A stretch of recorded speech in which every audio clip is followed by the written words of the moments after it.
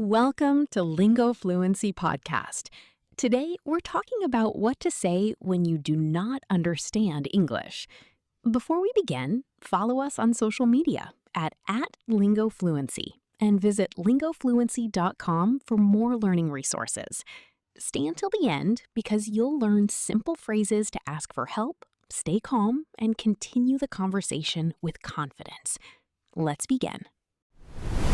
Usually when you learn a new language, you think the biggest enemy is just a small vocabulary. Like if you just memorize enough flashcards, you'll be completely fine. Right. You expect the problem to be simply missing a specific word. Exactly. But then you step into a loud coffee shop or a fast-paced Zoom meeting, and suddenly the real enemy isn't vocabulary at all. It's panic. Oh, for sure. It's that full body freeze when someone speaks English and you just don't understand a single word. So welcome to our deep dive. Today we're pulling from a stack of ESL case studies and cross-cultural communication notes to tackle a crucial survival skill for you as an English learner. Yeah, what to say when you are completely lost. Exactly. Our mission is to help you handle everyday, real-world English situations with total confidence. Okay, so let's unpack this because, Yep.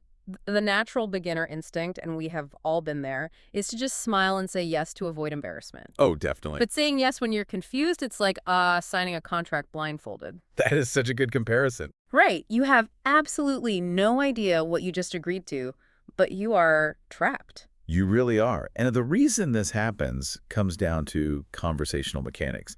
When you say yes in English, it doesn't mean, I'm nervous or I'm trying to be polite. Wait, what does it mean then? It means I understand and you can continue.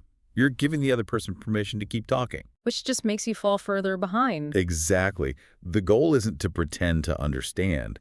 The goal is to manage the conversation. That makes sense. Oh, there's actually a story from our sources about a guy who moved to Chicago.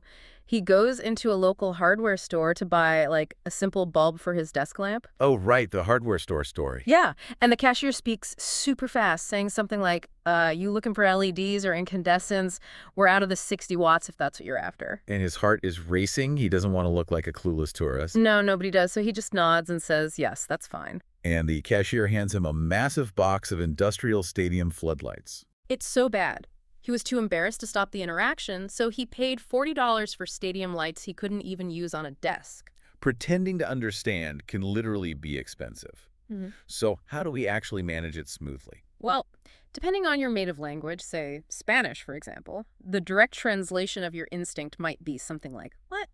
Or repeat. Or speak more slow. Right.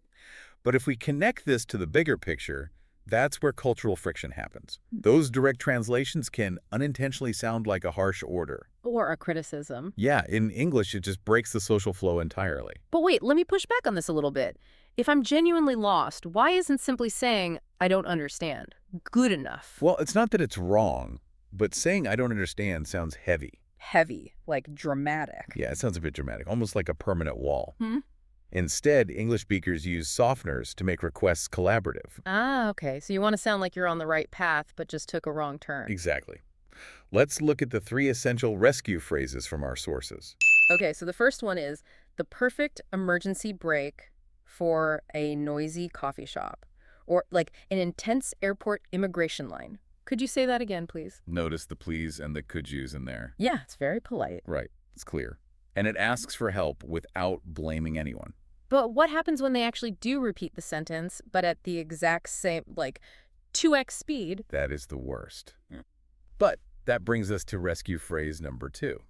Could you speak a little slower, please? Oh, I like that. Yeah, this phrase gives the other person a specific action to take, slowing down, without sounding like a criticism.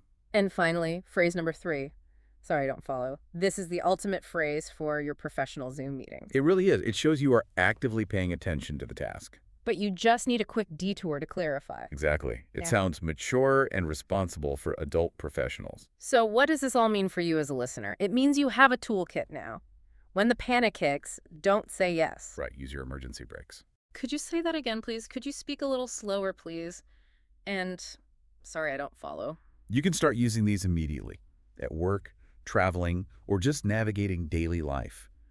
When you are honest about needing clarification, you actually give people permission to be kind and helpful. I love that. Pausing a conversation to ask for help isn't a failure of your English.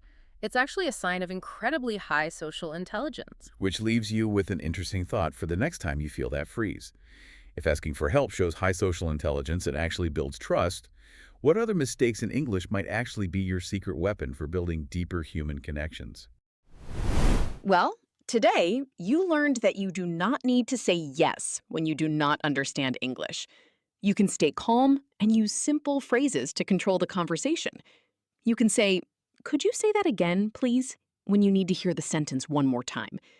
You can say, "Could you speak a little slower, please?" when the person speaks too fast.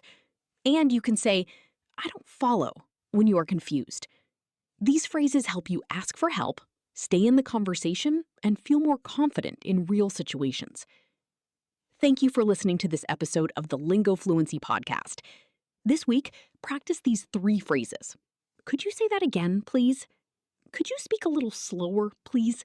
And I don't follow. Subscribe and follow us on social media at @LingoFluency and visit lingofluency.com for more learning resources.